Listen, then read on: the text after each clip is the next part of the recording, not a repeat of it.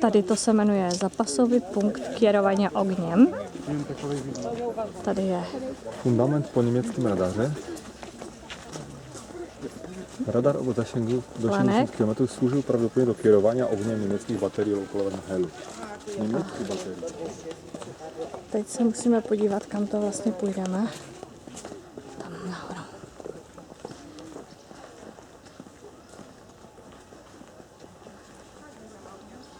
Tady to byla německá baterie radarová. A až po vojně v 52. to přerobili. Německá baterie radarová? Mhm.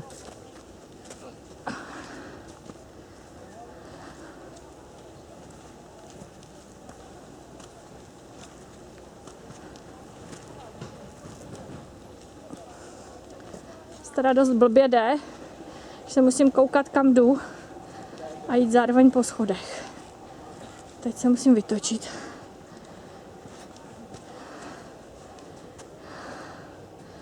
No, vypadá to takhle. Střelna jako blázen.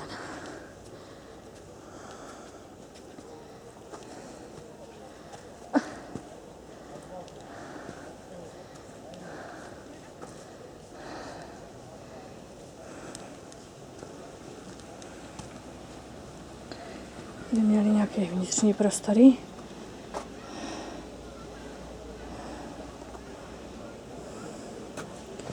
Tady.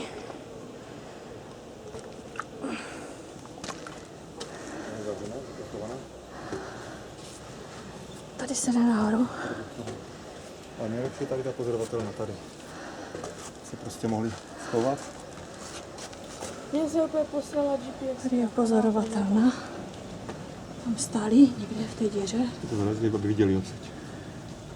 Tam někde stáli. A nad náma byl radar přimontovaný přižovou. Počkat.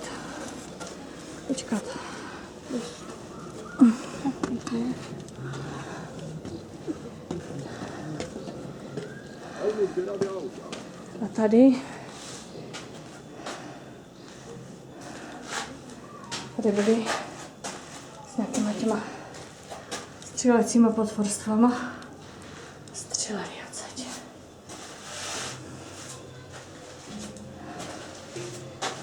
Tady jsou v zemi díry, tak to nevím. Nějaké čurací díry asi.